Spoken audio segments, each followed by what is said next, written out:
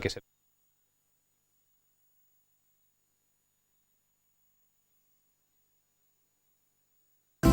Formación bilingüe, prácticas profesionales, cultura emprendedora en Universidad Europea del Atlántico, patrocinador de este programa.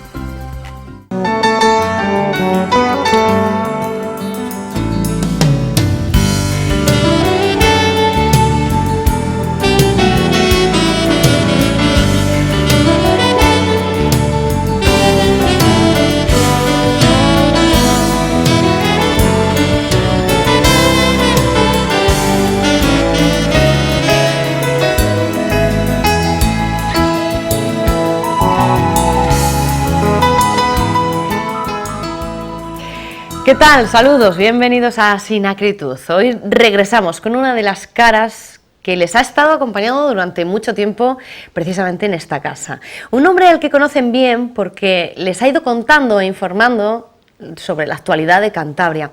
Ha estado al frente de los informativos, al frente de este programa, al frente también del programa de debate El Foro y al frente de uno de los programas de más éxito de esta casa, Dossier de Investigación. Nuestro invitado de hoy es de los pocos periodistas cántabros que se ha atrevido a quitar la máscara a Revilla a través del documental de investigación Revilla al descubierto, con gran repercusión en televisiones nacionales como por ejemplo Telecinco o 13TV. Es un hombre todoterreno periodísticamente hablando. Hablaremos con él de su paso por esta casa, de sus nuevos proyectos y de su primera novela, Putting Down.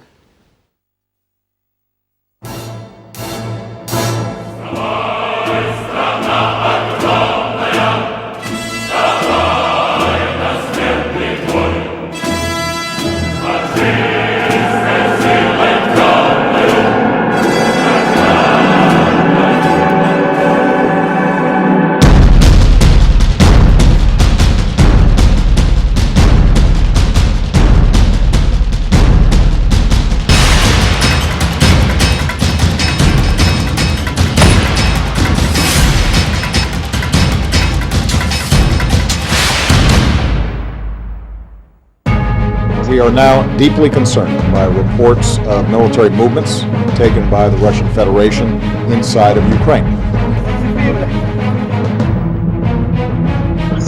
Говори, падла, блядь, говори. Я лично сейчас, блядь, захуярю.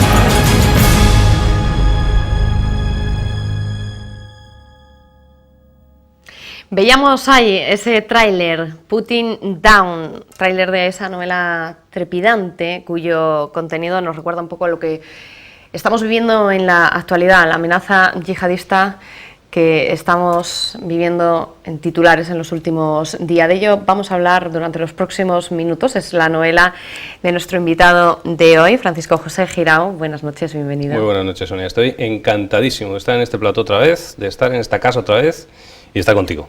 ¿Cómo te encuentras? Un poco la sensación esta de estar al otro lado, porque estabas acostumbrado siempre a estar en esta silla. Esto es muy raro, esto es muy raro, muy raro, sí, o sea, es como...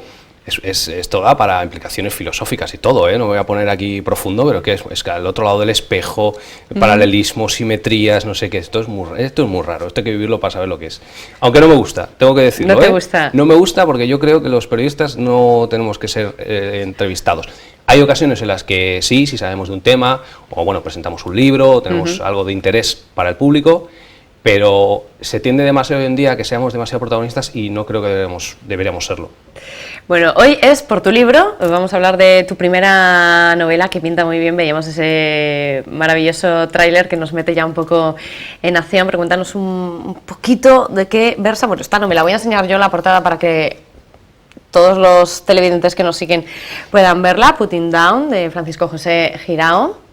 esa persona que les ha acompañado durante tanto tiempo también a través de los informativos y los programas de esta casa. Luego hablaremos un poquito de tu paso por esta casa, que también sigue siendo tu casa, Francisco. Y así lo siento. Y si me permites te voy a llamar Fran. Sí, llámame, claro. Ya la costumbre, la costumbre. ¿No? Putting Down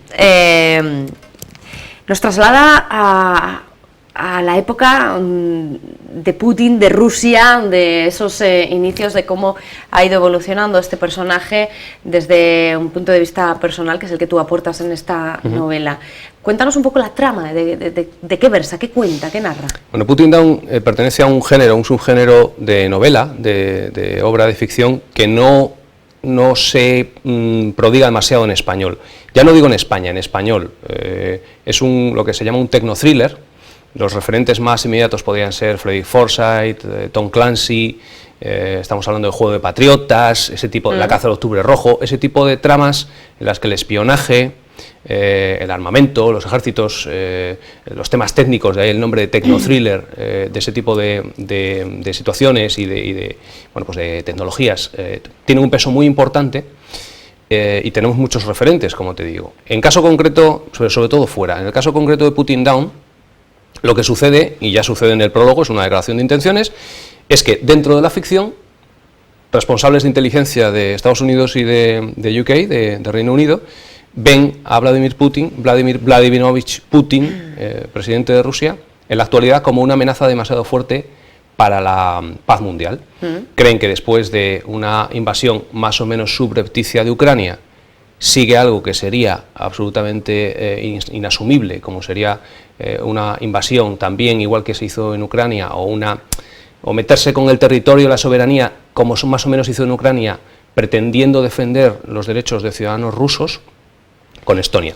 Y Estonia sería Unión Europea, Estonia sería OTAN, y ese sería un siguiente paso que no se quiere dar. Eso sería Tercera Guerra Mundial, y entonces en la novela se decide, a caballo entre Downing Street y la Casa Blanca, poner en marcha 5 planes simultáneos para directamente eliminar al presidente ruso Putin. Hablamos de una conspiración de Estados Unidos, Reino Unido, para eliminar a Putin. De hecho, Putting Down se traduce como la caída de Putin, ¿no? Sí, es un doble juego. Es un doble juego porque Putting Down sería tal cual Putting Down, pero como la T es como doble, también sería un Putting Down derribando o algo así. Un doble juego con ese verbo frasal inglés que Putting Down, Putin abajo y tal. Sí, eso es. Hablamos de la Casa Blanca, del Downing Street. Para que la gente entienda, porque no sé si hay que tener un gran conocimiento de la historia para poder entender esta novela. Para nada. No sé si te refieres con el Downing Street a esa calle de Londres donde se ubicaban los grandes edificios oficiales de ministros británicos. No sé si tiene algo que ver con... La residencia oficial del primer ministro británico, el 10 de Downing Street. En la novela, el prólogo ya empieza con una conversación entre el despacho Oval y el 10 de Downing Street, entre el primer ministro británico y el presidente de Estados Unidos, en el que acaban de decidir todo. Ha habido conversaciones durante unas semanas, sus servicios de inteligencia han estado y gabinetes han estado, lógicamente, de forma secreta de acuerdo, han estado puliendo flecos y al final, de hecho así termina el prólogo, bueno, David, con la redacción actual de los 5 planes, ¿luz verde? Y responde David desde Londres, luz verde. Y ahí empiezan, pues, Omaha, Juno, Utah, Sword y Gold, que son, en principio, y nos dice la historia, las 5 playas del desembarco de Normandía, pero en Putting Down van a ser los 5 planes. 5 planes muy distintos, además, 5 planes que aprovechan pues un viaje de Putin a Cuba, en el que habrá una coordinación de elementos de alta tecnología militar para derribar ese avión. Aprovechan los SAS británicos el conocimiento del Oriente Medio que tienen para meterse en el territorio del ISIS, y aprovechando que Putin va a estar en una residencia de verano que utiliza bastante, que es Bojaró Rugey, a las orillas del Mar Negro, pues lanzar un misilazo desde el territorio controlado por el ISIS y hacer ver como que es el ISIS el que ha acabado con Putin. Tenemos también, y es un poco lo que hacías tu referencia antes, cuando más nos metemos en la historia personal de Vladimir Putin es en Gold, en el plan Gold, porque un supuesto amigo que aparece en la novela de Putin, que fue espía con él, de hecho fue el que le metió, en teoría, en la novela, en la KGB, cuando eran jóvenes, porque se sabe que Vladimir Putin fue agente de la KGB durante Te lo la iba a Guerra Fría. preguntar si tratabas ese perfil del personaje. Gold, también de hecho, es uno de los capítulos, porque la novela se va desarrollando en los planes. Entonces, tenemos 5 de cada uno de los... son 25 capítulos. 5 capítulos. Planes. 5 planes, Uno 5 de ellos capítulos. en España, que no lo hemos dicho. El último, Sword. Ajá. Luego podemos ir si quieres también, porque eso es bastante interesante. También, yo creo. Y Gold es uno de los más... si quieres, de los que más me ha gustado y con los que más he aprendido.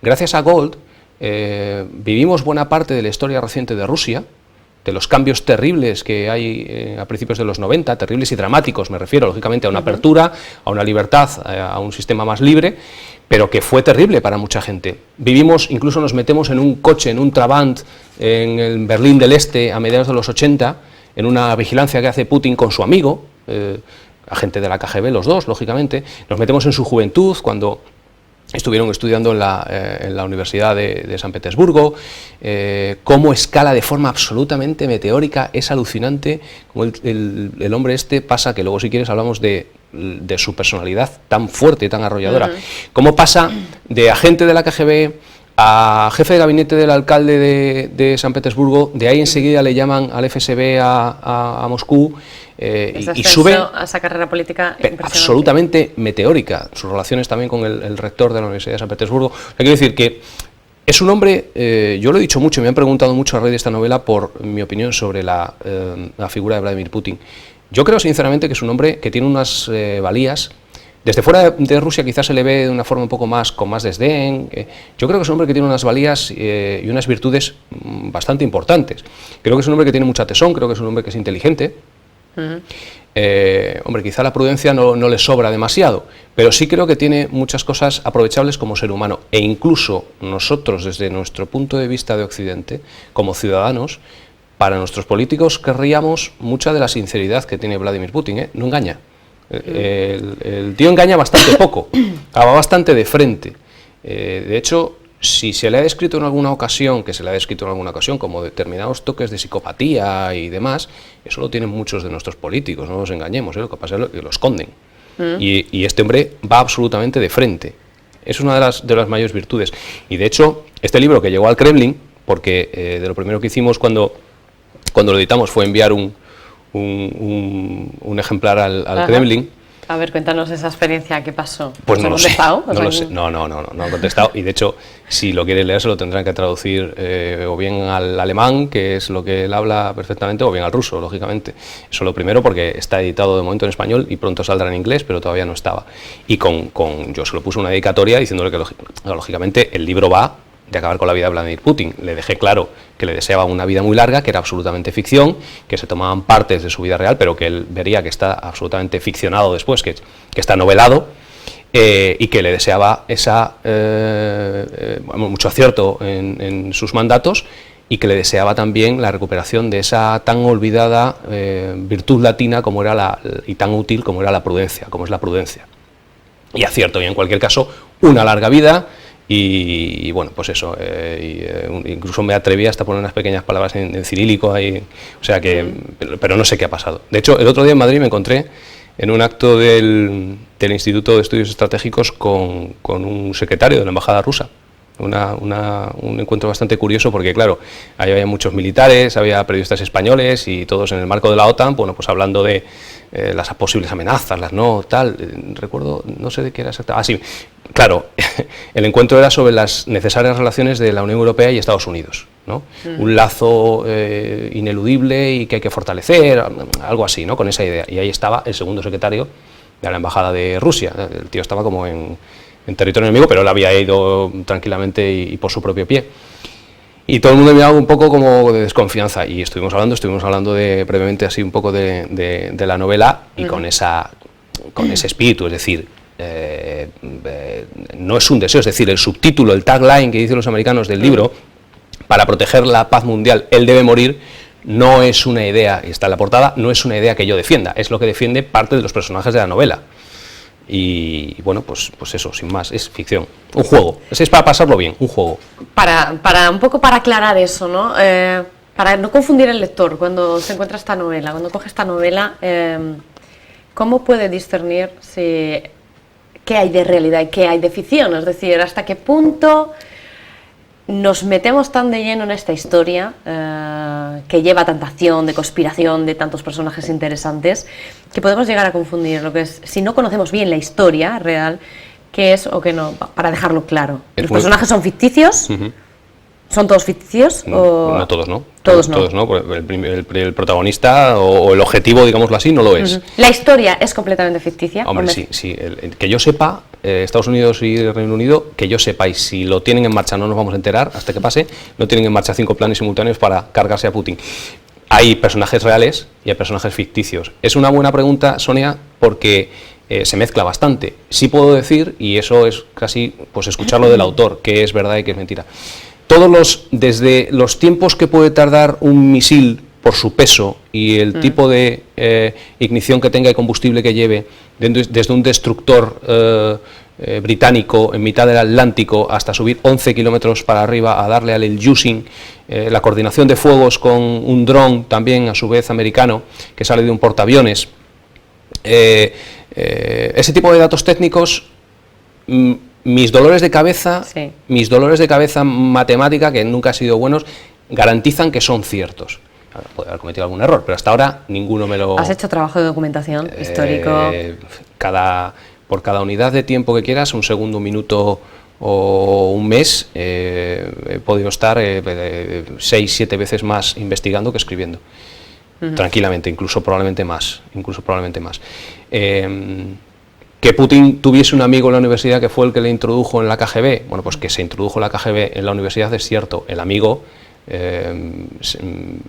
está inventado, Sergeyevich es un personaje que yo invento. Que fue a cazar osos con ese amigo, bueno, pues a mí no cabe duda que ha cazado osos en Kandalaksha, seguro, porque lo hace y le gusta, pero que lo ha hecho con un amigo de joven, pues quizá no tanto. Sus relaciones con Yeltsin, por ejemplo, pues hombre, es evidente que Yeltsin le debe mucho de apagar como director del FSB de muchos de los fuegos que tuvo de corrupción, los que se metieron incluso los suizos, la fiscal suiza Carla Del Ponte, de corrupción en el entorno del Kremlin y tal, que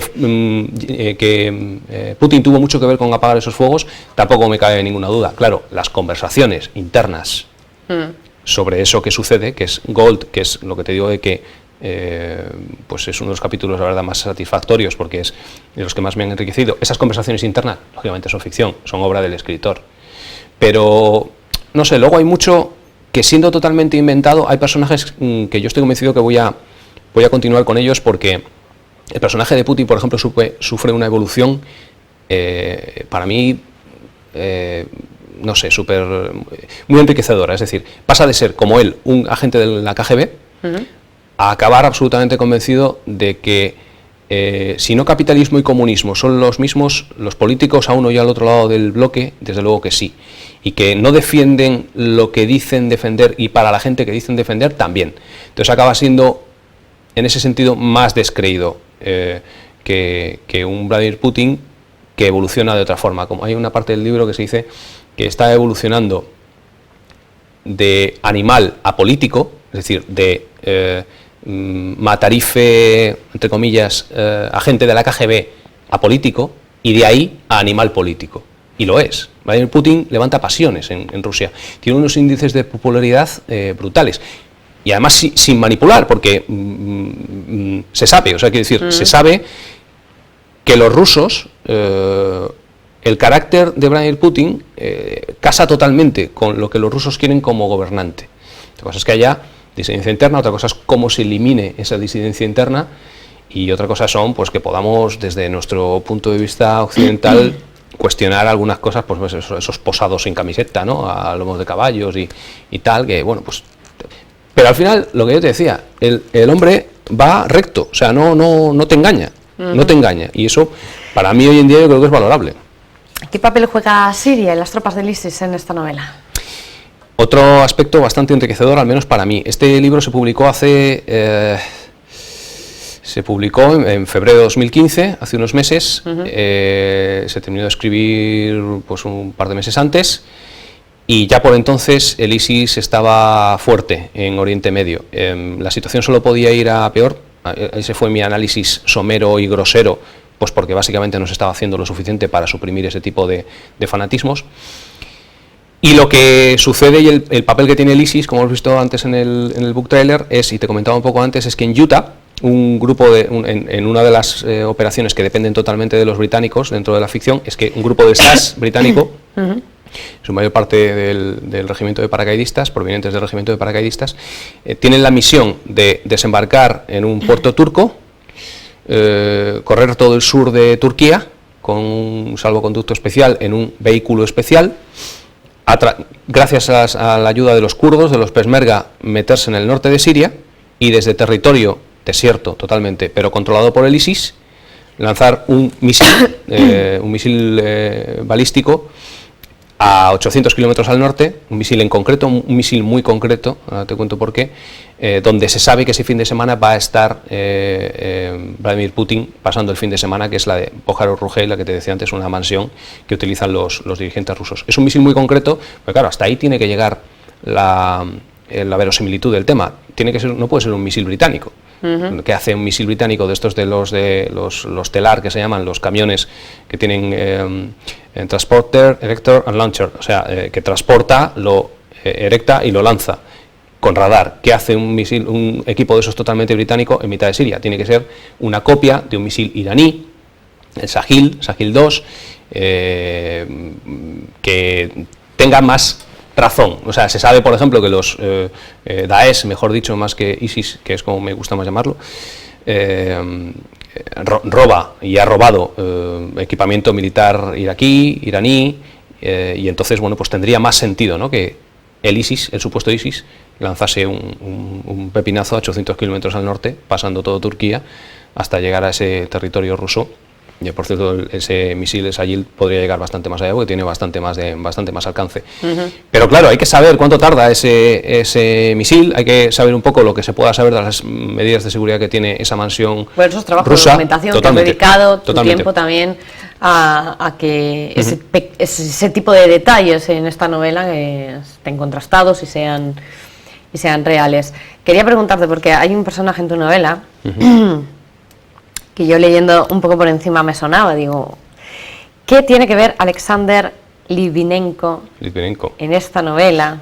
Y yo no sé si la gente se acuerda, porque generó bastantes noticias en los medios de comunicación, ese oficial fugitivo del servicio secreto de la KGB que acusaba a Putin, entre otras cosas, de haber asesinado a una periodista rusa y que al final murió envenenado, supuestamente. En Polonio.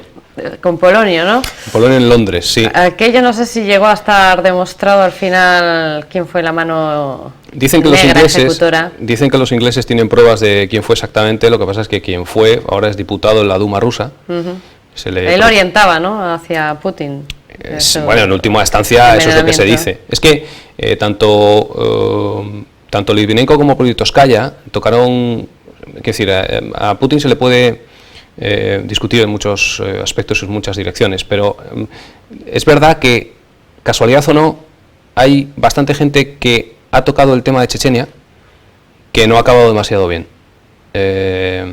Fue un aspecto importante, un aspecto, el de los terroristas chechenos, que tiene su importancia hoy en día. Podemos volver a los desgraciados asuntos de los asesinatos de París de hace pocas fechas, y cómo se ha vuelto todo el mundo ahora sí en contra de Siria y del Daesh.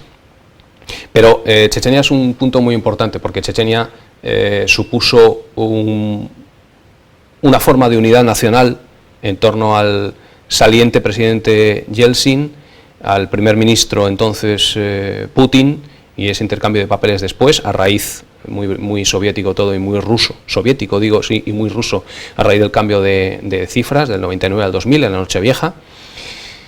Y Chechenia es delicado, es un asunto delicado, sigue siendo un asunto delicado hoy en día.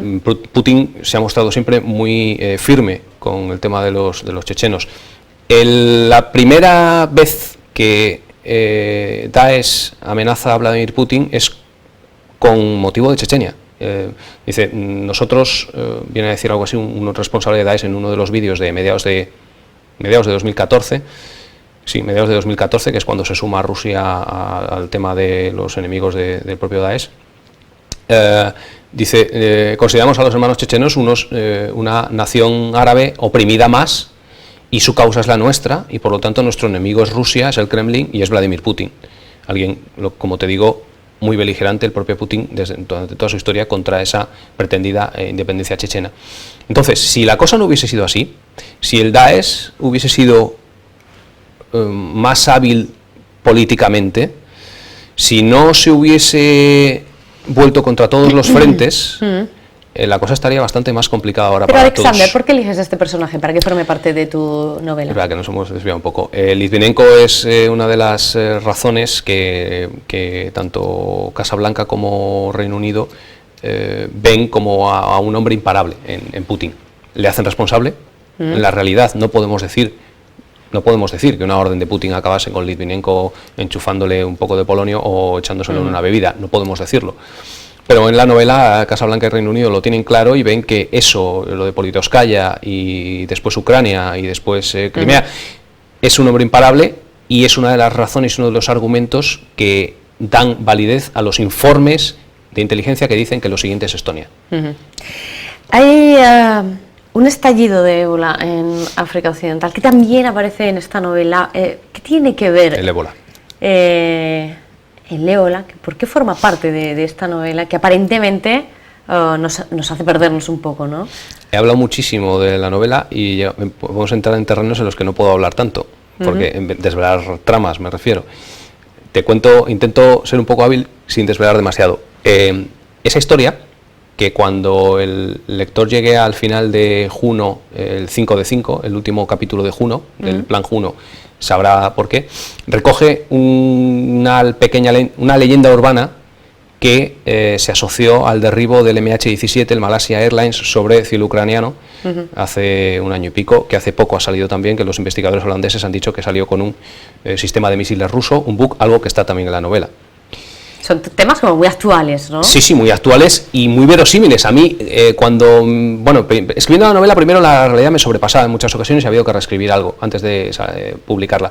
Y en otras ocasiones, como en este caso del sistema de misiles ruso, derribando el avión que procedía de Holanda, parece que es un poco como premonitorio. Y yo lo he respondido alguna vez también en alguna... Porque lo escribiste antes. Sí, claro, está escrito antes. Yo lo llamo el efecto Verne. A ver si me consigo explicar sin que nadie se piense en absoluto que me asimilo a ese gran escritor, histórico escritor. Yo creo que Julio Verne acertó o predijo o previó tantas cosas porque era un gran conocedor de la ciencia de su época. Entonces, acertó muchas cosas o previó muchas cosas y en muchas otras no. Pero si tú te pegas a la realidad, te pegas al conocimiento real de tu época, de la materia a la que estés tratando, y luego fabulas un poco o elucubras un poco, con esa base tan buena, es muy posible que aciertes. Es muy posible que lo que es ficción se convierta en una premonición. No es nada mágico, es que estabas muy pegado a la realidad y a la base de la realidad. Y entonces, cuando tú sabes las baterías de misiles que había en la zona de Donetsk, en el Oblast de Donetsk en Ucrania, en esa época, se reducen en bastante los posibles responsables de ese derribo de avión civil. Se reduce bastante. Y si había en la frontera pues esos Buk M2E, denominación OTAN SA-17 Grizzly, y no otros, tiene que ser esos.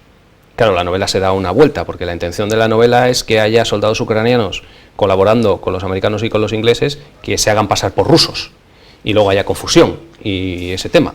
Pero eso es un poco la razón de por qué se avanzan tantas cosas. Vamos, que hay que comprarse el libro. Putin Down, para poder enterarse de todo lo que va a suceder. No vamos a desvelar mucho más. Fran, ¿dónde se puede encontrar? La más fácil es Amazon. En Amazon estará tanto en versión ebook como en físico, que tienes ahí en la mano. Y en nuestros móviles Android también tú te metes en Google Play y pones Putin Down y te aparece ahí el primero para leerlo también en el móvil, en la tablet o lo que sea. Pero si se quiere en papel o también en ebook, Amazon. Amazon.es.com, Putin Down, ya está. todo seguido. Ha sido como un juego de palabras. Lo has dicho así tan rápido que ha quedado hasta bonito. Es que además es una gran asociación con Amazon, porque te digo que recibo casi tantas críticas buenas del libro como del proceso de envío y recepción en casa. De verdad, funciona. Funciona muy bien. Pero que es que me lo dicen mucho, entonces debe funcionar muy, muy bien. O sea que, no sé, es encantado. ¿Cómo van las ventas? Creo que van bien, ¿no? Bien. ¿Se va a traducir también al inglés? Acabo de recibir el último tercio. Me lo han dado en 3 tercios, el traductor, y acabo de recibir el último tercio, con lo cual la esperanza es que se publique.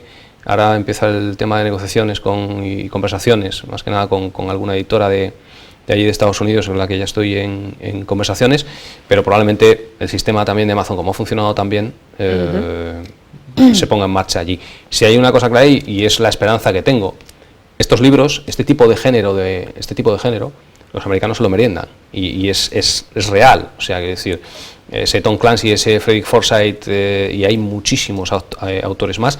Recuerdo, por ejemplo, el último viaje que he hecho por Estados Unidos hace pocos meses. Las librerías de los aeropuertos están siempre forradas de estos libros, de este tipo de libros, que además tienen un tipo de portada un poco como esa, bastante del estilo todas.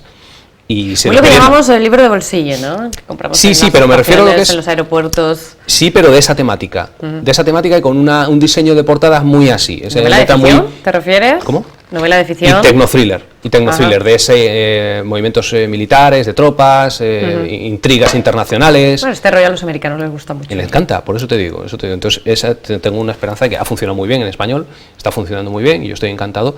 Pero tengo esperanza de que lo disfruten. Al final es lo de siempre, ¿eh? O sea, no por vender el libro. O sea, yo quiero que la gente disfrute eso. Y esa cosa tan manida, de verdad, es una mala introducción de una frase. Decir, esto que voy a decir es muy manido. Pues que literalmente es cierto, es muy manido y lo siento de verdad. Que la gente lo disfrute, la mitad de lo que yo he disfrutado escribiéndolo, haría feliz a un mogollón de gente. Entonces estaría guay. ¿Por qué o cómo se te ocurre, Fran, escribir una novela con este tema tan concreto? ¿Por qué sobre Putin? Hay un viaje. Anda que no habrá temas, pero lo tenías muy claro, ¿no? De hecho, los siguientes proyectos de ficción van por derroteros, bueno, alguno parecido, pero otro totalmente distinto, ciencia ficción y demás. Hay un viaje a mediados de 2014 entre un destino entre un origen que no voy a desvelar y Madrid-Barajas, pero entonces solo Madrid-Barajas, con un amigo que... ¿Has dicho un origen? Sí, un lugar de partida. Ajá. ¿Y destino Madrid? Y destino Madrid-Barajas. ¿En el que estabas tú? En ese viaje, sí, con un amigo. Y es un amigo que sabe mucho de muchas cosas. Y por aquel entonces estaba bastante... Todos los amigos, siempre saben mucho de muchas cosas. Conviene muchísimo rodearse de amigos, y si los amigos son más listos que tú, qué gran suerte tendrás. Qué gran suerte tendrás. Bueno, y por aquel entonces estaba bastante más enconada el antagonismo entre lo que parece que se estaba configurando como un bloque otra vez, reviviendo, ¿no? En plan Guerra Fría, el antagonismo entre OTAN, Estados Unidos, Rusia, Putin, incluso presidencia de Estados Unidos. Y estaba bastante más, porque estaba, entre otras cosas, la crisis de Ucrania y la crisis de Crimea. Y se nos ocurrió, pues eso, imbuidos en este tipo de novelas y de ficciones y tal, y bueno, y esta gente que tiene la capacidad y tal, ¿por qué no en ficción, ficticiamente, se quitan de en medio el problema? Y empezamos a hablar en ese viaje, que monopolizó prácticamente lo que luego se ha convertido en la trama de esta novela. Pues 5 tramas, mezclando tal, todo verosímil, todo que pudiese ser, todo que pudiese ser. No partiríais de Rusia, ¿no? No puedo decir de dónde, no te puedo decir de dónde salíamos. ¿Por qué ese misterio? A ver. Por los misterios todos los misterios tienen su razón de ser. Todos. No, era de España, era un lugar de España. Un sitio de España. Muy bien. ¿Por qué debería la gente comprarse este libro? Descríbenoslo brevemente. ¿Qué se va a encontrar el lector con esta novela? Acción, intrigas. Yo creo, sinceramente, y me lo han dicho, que cada capítulo es un, ¿cómo lo llaman los americanos? Un turnover, o sea, de estos que te dan ganas de pasar. Hojas. Creo que lo he conseguido, el ritmo creo que es bastante alto, y sobre todo, si no han leído películas de estas, han visto, seguro, he dado unos ejemplos antes. Juego de Patriotas, Caza de Octubre Rojo, muchísimas, las han visto. Pero si no han leído, porque al ser español es muy probablemente que no hayan leído este género de literatura, yo creo que escrito por un español, sinceramente y modestamente, es una buena forma de acercarse a él. Me gustaría mucho que lo disfrutasen, de verdad. Has dicho antes que hay más proyectos de este estilo. Entiendo que ¿Te refieres a más proyectos literarios? ¿Estás enfrascado en alguna novela más? Sí, bueno, hay un par de proyectos, de hecho. Hay algo de ciencia ficción, que no te puedo comentar tampoco demasiado, siento los secretos, que no me gustan como periodista. A mí tampoco me gustan. Lo siento. No me gustan nada. No, pero no te gustan porque te provocan curiosidad. Bueno, sí, también. Eso, también. eso no es cosa mía. También. No. Pero bueno, alguna pista nos tienes que dejar. Pero sí te puedo hablar del que está en marcha. El que está en marcha es, por probar otra forma, hay una plataforma que se llama Wattpad en internet, que es de lectura gratuita. Para quien quiera, estoy publicando una novela por partes, en plan decimonónico, pero de este estilo. ¿De ficción? De ficción y también tecnothriller, es decir, hay un atentado terrible inicial, que por cierto estos días del Daesh... Ahora hablaremos de eso, sí. Pues en este caso en suelo español... ¿Y quién nos ataca? El Daesh, como está publicado, se puede contar perfectamente, porque es que además es terriblemente cierto. Quiero decir, podría ser terriblemente cierto, Dios no lo quiera. El enviado especial de la ONU para Libia hasta hace muy pocas semanas, Bernardino León, dijo hace poco en El Mundo que Daesh estaba más cerca de nosotros, hablando de España, que Canarias. Y eso es tan cierto como que no tenemos... permítaseme la expresión, ni puñetera idea de geografía. No sabemos dónde está Libia. Y Libia está a 15 horitas de lancha, no te digo de superbarco, de no sé qué, de lancha, de una fuera borda, ¿vale? A 15 horitas. Te sales a las 7 de la tarde cuando está anocheciendo y estás aquí por la mañana, cuando las playas de Gandía, por ejemplo, y no quiero alarmar a nadie, están hasta arriba. Si están hasta arriba, probablemente haya Policía Nacional, con lo cual podemos estar muchísimo, pero muchísimo más tranquilos. Pero esa es una realidad. Y si fuésemos más conscientes de ello, si tuviésemos un poco más de cultura de seguridad y defensa, que por distintas razones históricas los españoles no la tenemos, pues probablemente podríamos estar un poco más precavidos y exigir de nuestros gobernantes en materia de seguridad exterior algo más. Bueno, por ahí va, ¿no? Tu novela por partes. Sucede eso, luego el siguiente capítulo es una reunión, que eso me hizo... ¿Por qué te gustan tanto este tipo de temas? Porque yo creo que falta en España, de verdad, cultura de seguridad y defensa. De hecho, hay un proyecto que tengo en marcha que es una plataforma de información, pura y dura, información, eso sí, nada de ficción, información pura y dura, que es seguridaydefensa.es, que nos haría mucho bien, de verdad. Los españoles, en cuanto vimos cosas como ejército, seguridad, defensa, como que nos da... miramos para otro lado, y es nuestro primer interés, o sea, es nuestro primer interés. Tendría que formar parte, idealmente, de muchas más conversaciones de bar, de muchas más conversaciones de sobremesa y de familia, familia, se me entiende, ¿no? Es decir, de hablar con el cuñado en Navidad.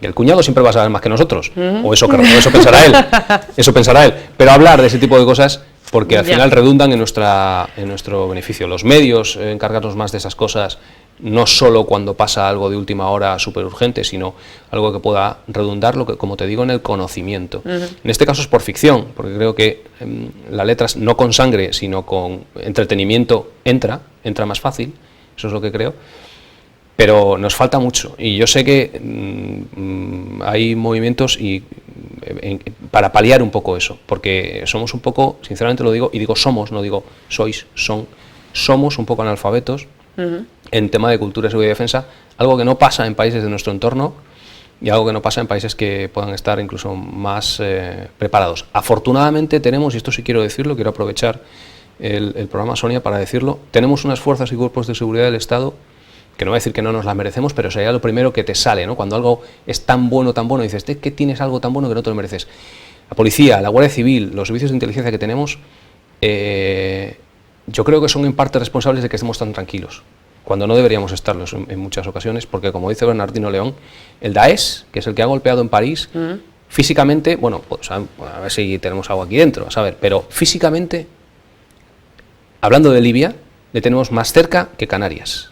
Libia tendría que estar, si ha habido en los últimos años, y es mi opinión, una razón para la creación y consolidación en condiciones de una política común de defensa... Tampoco creo que sea difícil pensar en estos momentos, los que hemos vivido recientemente esos atentados en París, donde hemos vivido también el último golpe de Mali.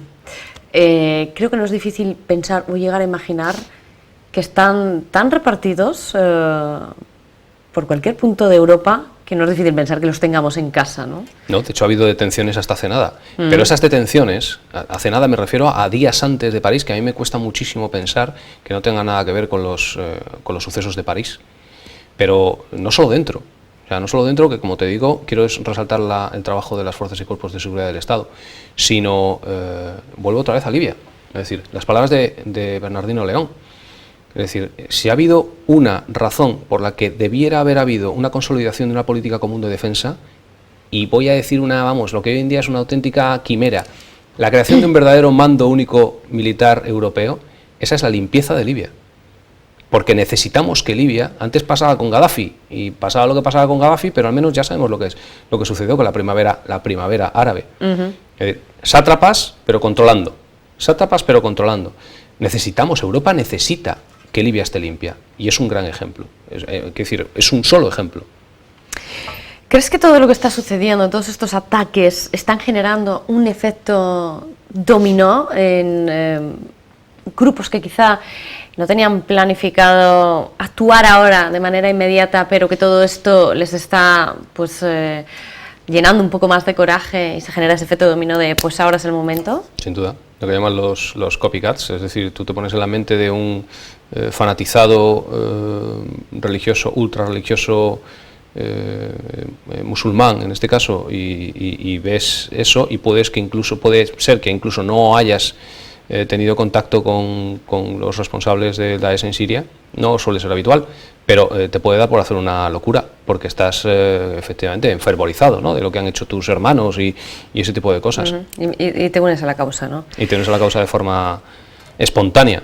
El tema de estos, el interés que tienes, por escribir este tipo de novelas, como la de Putting Down, las sucesivas que vendrán, no sé si te viene por esa etapa de tu vida en la que viviste de alguna manera, y ahora nos lo contarás, lo que fue ese 11 de septiembre, el 11S, el atentado terrorista en el World Trade Center.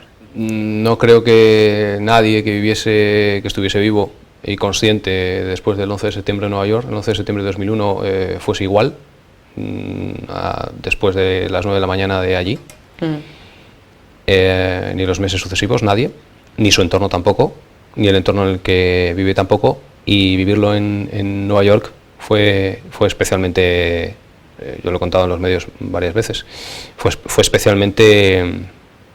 duro, por supuesto, pero no es el adjetivo que busco. Es aleccionador, desde luego, terrible. ¿Dónde estabas ese día? ¿En qué parte estabas? Yo vi el choque de las torres, en concreto del segundo avión, desde Queens. Yo había subido a las torres el día antes, el día 10 de septiembre, en uno de los últimos turnos. Y claro que el mundo cambió desde entonces. Hasta entonces la guerra contra los fanáticos religiosos musulmanes se hacía en tierras lejanas y en desiertos, ¿no? Y desde luego que Al-Qaeda consiguió llevar la guerra al corazón de Occidente, que es lo que pretendía, y así fue. Y eso quizá debió, porque 3 años después sucedieron cosas terribles que todos recordamos aquí en España ya, terribles, y eso quizá debieron, igual que lo de París, si no aprendimos el 11 de marzo de 2004, quizá lo de París debiera hacernos reflexionar, ¿no? Lo importante que es la seguridad, que no estamos hablando de cosas del ejército, que estamos hablando de nuestro entorno. París, a ver cómo lo ves tú, Fran. Fue Estados Unidos, después España, después Londres, claro. Ahora Francia. Sí. Al fin y al cabo, somos los objetivos que ellos han ido marcando a lo largo del tiempo. Y eso solo el occidente llamado del norte, o sea, eso es lo que nos toca más de cerca, digamos, cultural y demás. Ha habido mucha crítica por el foco, los atentados de París, y no los que ha habido en otras partes del mundo en las que la gente vive el yugo del islamismo radical, del yihadismo. Y está sucediendo también, y tú has mencionado antes Mali, efectivamente, y a lo mejor hemos prestado más atención los últimos días a Mali por la crítica que se hizo sobre lo de París y no Beirut, por ejemplo. Ahí los medios de comunicación tenemos mucho que ver también, sí, ¿no? Sin duda. De lo que hacemos llegar sin duda a a la población ese tipo de noticias. Sin duda. Siempre hay potencias, ¿no?, que sin duda. son más fuertes y, bueno, de las que se habla más. Pero fíjate, todo está relacionado. Si hablo antes de la importancia de una cultura de seguridad y defensa que no tenemos en España, por distintas razones y condicionamientos históricos, y si todavía está, fíjate que te voy a hablar de telebasura, fíjate, ¿qué? ¿Cómo? Sí. Si todavía está el debate vivo sobre si la telebasura se crea o se demanda, es decir, ¿hay telebasura porque la tele lo dan o porque la gente lo pide? Bueno, pues vamos a utilizar ese debate para el bien. Es decir, vamos a empezar los medios a enseñar a la gente sobre seguridad y defensa, porque redundará en el beneficio de todos, de toda la sociedad.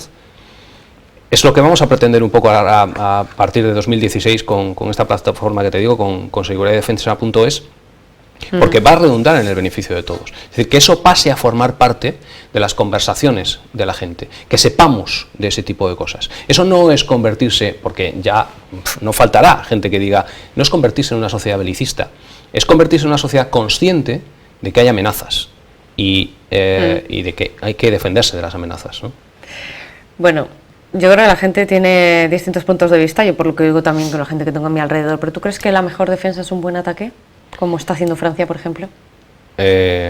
Bueno, la mejor defensa no sé si está o en bien. estos casos sería necesario atacar. Al margen de que te ataquen o no, hay que tener en cuenta, ¿somos demócratas o no somos demócratas? Es decir, hay que tener en cuenta que hay territorios en el mundo en el que se está masacrando a gente, literalmente. Y ni siquiera musulmanes radicales, yihadistas, a cristianos, por ejemplo, que por supuesto, o a gente que no profese la religión musulmana, a musulmanes también. A musulmanes, el Daesh ha ejecutado a gente por su nombre, por no ser un nombre tradicionalmente asociado a su rama del Islam, se ha ejecutado a gente en Siria. Y podrían ser más radicales que ellos.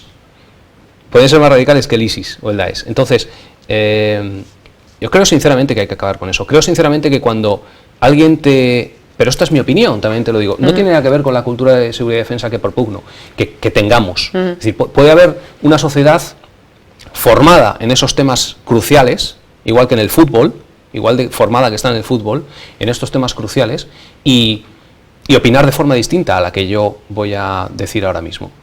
Yo creo que no hay que dar la oportunidad de alguien que ha demostrado que puede matar a que le toque un pelo a mi hermano, a mi hija o a mi madre. Entonces, el debate está ya encima de la mesa y hay políticos a favor, hay políticos en contra y hay mucho político timorato en ese sentido, precisamente por esa alergia que yo comentaba antes de España, de bueno, debajo de la alfombra. No, estamos amenazados, estamos con gente que está viviendo siglos atrás, muy cerca de nuestro territorio, muy cerca de nuestra casa, y están viviendo verdaderamente siglos atrás, que nos llaman al-Ándalus y que estamos ocupando su territorio de forma contraria a la voluntad de Alá. Gente, bueno, pues yo creo que de eso hay que ocuparse, porque ya han demostrado que matan y que pueden hacer muchísimo daño, muchísimo daño. Fran, tenemos que dejar aquí este debate. Quiero avanzar un poquito más porque nos queda poco tiempo, hablar un poquito de tu trayectoria aquí en Cantabria, más o menos. Yo creo que todo el mundo te conoce. Oye, te digo una cosa, a mí me parece muchísimo más interesante lo que estamos hablando y más útil que mi trayectoria, pero bueno. Bueno, pero tenemos que hablar de ello. Bueno. Periodista, profesional, has tocado todos los palos, televisión, radio, prensa, periodista de investigación en el diario El Mundo, también has trabajado para la COPE, colaborado para la COPE, has hecho colaboraciones también en medios de comunicación a nivel nacional. Y aquí, Telebahía, en esta casa, pues qué decir, has estado al frente de los informativos de este programa también, pues decía yo que se te tiene que hacer raro lo de estar al otro lado de la silla, al otro lado de la mesa. Me hace raro, sí. Has estado al frente también del programa de debates El Foro y has estado al frente de los documentales de investigación, uno de ellos... el de Revilla al descubierto, con una gran repercusión en televisiones nacionales, en Telecinco y en 13TV, y con un montón de visitas en YouTube. Creo que ya superas las 30.000, la última vez que lo he mirado, más de 30.000 visitas en YouTube. Si me equivoco, corrígeme en algo, que yo sepa, sí. Lo puedes corregir. En 13 Televisión estuviste en ese programa, en Más Claro Agua. Te preguntaban sobre este documental, la investigación, y entonces decías esto, vamos a verlo. Acaba de anunciar la semana pasada que se va a volver a presentar como candidato y es un presidente que es un expresidente que le vemos por todos los platos hablar de la falta de democracia interna en los partidos y él ha dicho, me voy a presentar, el candidato soy yo, es que no hay opción y esto todo el mundo aplaude, qué gracioso, Revilla, qué estupendo, pero en la democracia interna no sé qué es decir, yo me presento, va a haber candidato en el PRC y soy yo el candidato, ¿no? Se deshace en críticas al funcionamiento poco democrático, no solo de los partidos, del país también, pero bueno, pero es que él llega a presidente en 2003 pactando con el PSOE siendo la fuerza menos votada, en cambio se deshace efectivamente en críticas al funcionamiento poco democrático de los partidos y lo acaba de decir la semana pasada, al final, sí, me voy a volver a presentar. Y ya está, y es automático. Yo soy, él, nadie levanta media voz en el partido, yo soy el candidato. Se da una circunstancia además que no es la primera vez, ni la segunda, que Miguel Ángel Revilla ha dicho que no se vuelve a presentar. E incluso ante los electores en Cantabria apelaba a una suerte de patetismo senil, diciendo es que ya estoy muy mayor, es que es la última oportunidad que tenéis de votarme. Lo ha dicho, lo dijo en 2007, lo dijo en 2011, y ahora ha dicho, me voy a volver a presentar, me presento yo soy el candidato, eso sí, es la última vez. ¿Y a qué achacas esa buenísima prensa, buenísima imagen de Revilla? Digo buenísima porque va por todas las televisiones, casi nadie le planta cara. Hombre, es que si se la plantas te quitan. A mí me pasó. Como a mí. Te sacan del debate. Sí. A mí me pasó y a ti también. Hombre, sí. Yo le saqué. Me sacaron en una pausa de publicidad. Su discurso de cuando era el jefe del sindicato Vertical y él, en su biografía oficial en el Parlamento, entonces era el presidente, ocultaba que había sido y le saqué su discurso. De pro, y me montó un pollo, montó el pollo del siglo, vamos, todavía me lo monta. En mi caso, a mí también, pero en mi caso es que montó el pollo al director del programa y le dijo que o me iba yo en la pausa publicitaria o se iba él. Sí, conmigo se enfadó. Con lo cual me fui yo, claro. Se enfadó el propio programa. Hace unos meses en una entrevista que le hice de los que logran Tinta Libre no me decía, liquidar al mensajero. En efecto. no me decía que se iba a presentar hace unos meses, me dijo, soy el próximo presidente de Cantabria. Ah, sí. Ah, esa es otra. ¿Y esto cómo lo va a hacer? Pues pactando con el Estaba PSOE. completamente seguro, Solo bueno, has puede- terminado la entrevista. Si Estoy tiene completamente seguro y no tengo discusión. Y nuevamente, soy el próximo presidente de Partido Cantabria. Socialista en Cantabria se va a volver a prestar. Sin duda. Ningún ¿Otra analista vez? político allí ¿Con tal de que tiene no gobierne el PP? ni media duda. Claro ni media que sí, duda. sin duda, seguro sin duda. Que el que PSOE gana. se presenta en una coalición encubierta con el PRC en Cantabria, nadie tiene ninguna... Es que no hay duda. Y que el presidente, el candidato único de esa candidatura PSOE-PRC Revilla, no cabe ninguna Precisamente duda. Bueno, pues ahí escuchábamos ese trocito, ¿no?, de ese programa en tu intervención, en la que lo tenías clarísimo, ¿no?, que es lo que iba a pasar y efectivamente es lo que sucedió. Pero es lo que te decía antes con la novela, ya sé que hemos dejado lo de la novela, ¿eh? Ajá. No que es en mago ni adivino. Claro, solo hay que ver la historia Bueno, había seguido muy de cerca la actualidad de Cantabria, ¿no? desde durante bastantes años. No hay más que seguir la historia e inferir, deducir. Bueno, pero él tenía muy claro que iba a ganar, bueno, no iba a ganar, que no ha ganado las elecciones, que ha conseguido estar donde está, pues porque ha hecho ese pacto con el Partido Socialista, ¿no? Pero él tenía muy claro que iba a estar en el sillón. Claro, pero es que lo que se ponía en duda es de, bueno, votos suficientes, el PRC, no sé qué y tal, tendrá. Antes de las elecciones se jugaba y jugaron los dos, bueno, pero no tenemos por qué pactar, no hay nada hecho, no hay nada cerrado. Bueno, pero vamos a ver, si recordamos que 4 años antes pasó exactamente lo mismo, con declaraciones a veces hasta calcadas de exactamente las mismas palabras, no cabe lugar casi al error a la hora de deducir lo que va a pasar. Es decir, nos están reeditando lo mismo, ¿no? Bueno, estamos viendo unos instantes, ¿no? Esta es la parte de Revilla al Descubierto a la que hacía mención Isabel San Sebastián en TCTV. Me imagino que a Revilla no le gusta encontrarse contigo por Cantabria, ¿no? La última vez que lo he visto ha sido en la Moncloa, cuando fue a entrevistarse con Mariano Rajoy. Pues no lo sé, la verdad, tampoco no hemos hablado tampoco demasiado. Las más veces que hemos hablado ha sido a través de preguntas en rueda de prensa. Fue curiosa la última vez que le vi, como te digo, en Moncloa, porque aprovechando que estaba yo por allí en Madrid, me acredité para la rueda de prensa después de la reunión con Rajoy. Todos sabemos cómo salió de la reunión. El primer sorprendido parece que fue él y los segundos sorprendidos fuimos nosotros, los periodistas que estábamos allí de Cantabria, porque salió hablando maravillas de Rajoy, que le había encantado, que le había escuchado mucho, sí. Que parecía que él, lo primero que dijo es que parecía que él, el propio Rajoy, no se quería levantar de la reunión. Fue la reunión más larga que tuvo Rajoy ese día. Ajá. Y tuvo a personas importantes, tuvo al presidente de la Generalitat Valenciana, tuvo a la presidenta de la Comunidad de Madrid, y las 2 horas y pico, 2 horas y media creo que fueron, no recuerdo, o 3, se las pasó con Revilla. Bueno, pues que le creía, la palabra de Rajoy cuando Rajoy decía que iba a meter a Torrelavega en la zona de reindustrialización urgente, en el plan de reindustrialización para el año que viene, si vuelve a ser Rajoy presidente, que le creía con el asunto del tren, que Cantabria necesita, claro que sí, un tren que nos plante en 3 horas en Madrid. Bueno, pero a Revilla lo conocemos también un poco aquí, ¿no? Sí, pero el caso, la novedad era que después de no haberse reunido con Rajoy nunca y hablar bastante mal de él y del PP, salió muy contento, y así nos lo dijo, y muy satisfecho, y así nos lo dijo, y que creía que Rajoy, si salía presidente, iba a hacer esas cosas. La pregunta para mí fue automática.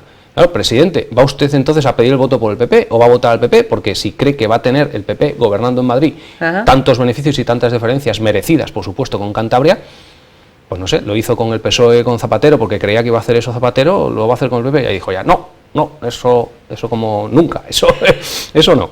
Rapidísimamente, ¿cómo es Revilla? ¿Cómo es Revilla? Revilla es una persona que creo que conoce muy bien determinados rincones oscuros del alma humana, como buen político. Sabe que los españoles y cántabros tenemos muy mala memoria, lo sabe, y Revilla entiende la presidencia de Cantabria de una forma sui generis, que no creo que sea del todo beneficiosa. A las pruebas me remito. Es una incógnita, sus siguientes 4 años en Peñarbosa son una absoluta incógnita, pero verdaderamente es un tipo de populista desconocido en España, en su efectividad, en sus formas, y un personaje verdaderamente curioso a estudiar. ¿Panorama político de Cantabria, cómo lo ves? Pues como todos, como una tortilla francesa a medio hacer, yo creo. Las fuerzas nuevas, como va a pasar a partir del 20 de diciembre, la irrupción, yo diría, irrupción de fuerzas nuevas, no por esperadas, porque yo recuerdo escribir en 2012 que iba a haber más abanico político porque era evidente por la inacción de los partidos políticos tradicionales. Pero no por esperadas, no deja de llamar la atención determinadas cosas, ¿no? Como si un guión que habían pactado en muchas ocasiones Ciudadanos, por ejemplo, revolucionando bastante el asunto, y Podemos haciendo un seguidismo que yo muchas veces me pongo en la mente de los, hablando del tema regional, de los 3 diputados de Podemos, digo, joder, esta gente haciendo este seguidismo de lo que ellos llamaban casta. ¿Cómo se presentan ante su gente, ¿no? Gente que ha votado muy harta, por ejemplo, ya no hablo de gente metida dentro del aparato de Podemos y tal, sino ciudadanos que hayan votado a Podemos y les hayan hecho diputados. Muy harta, pero muy harta y en muchas ocasiones con razones para estar muy harta. Un radicalismo evidente. Fran, acaba porque se nos acaba el tiempo. ¿Cómo es posible que no se les caiga la cara de vergüenza de hacer un seguidismo tan evidente, no? Rapidísimamente, a ver, proyectos en los que estás enfrascado, ¿qué estás haciendo ahora mismo? Vale, lo más importante probablemente, y de cara a 2016 hay muchos proyectos, pero como no tenemos tiempo te cuento rápidamente que el portal de seguridaddefensa.es, que estará en marcha en 2016, me parece un proyecto ilusionante para mí y me parece importante también para el país. Difundir la cultura de defensa, de seguridad y defensa en España. ¿Dónde lo estás haciendo, en Madrid? Es un trabajo especialmente basado en Madrid porque requiere reuniones y pues, eso, con líderes de opinión de ese campo, con algún militar también, enfocado a la colaboración con el sector civil. Pero bueno, pues es un proyecto para toda España, por supuesto, y así básicamente lo más importante es eso, seguir con Ahora Cantabria, la información para Cantabria en redes sociales, y hay más, tus próximas novelas que también están ahí. Hay más, pero no tenemos tiempo y tampoco, colaboraciones que sigues haciendo, ¿verdad? Por supuesto, sigo colaborando con la cadena Copia aquí en Cantabria. Yo estaré encantado de venir con vosotros siempre que me llaméis, porque esto efectivamente, como tú has dicho, sigue siendo mi casa y así lo siento. Y de verdad que mucho más, pero ya, basta por hoy, Sonia. Que muchísimas gracias. Muchas gracias a ti, de verdad. Ya te lo gracias por haber venido, por habernos descubierto las entrañas de Putting Down, que se la pueden comprar ya en Amazon, pueden adquirir esta fantástica novela de ficción, pues ideal para hacer un regalo para un cumpleaños o ya de cara a las navidades que están allá tan cerquita, que ya vemos todos los adornos en los supermercados, en los grandes almacenes. Putting Down en Amazon, y que estaremos encantados de seguirte con tus nuevos proyectos. Muchas gracias. Te invitaremos para otra ocasión para seguir hablando mucho más, porque nos hemos quedado un poco como con las ganas de de hablar más contigo de la actualidad de Cantabria, de tus proyectos. Ha sido muy, muy, muy agradable. Muchas gracias, Sonia. Gracias. Adiós.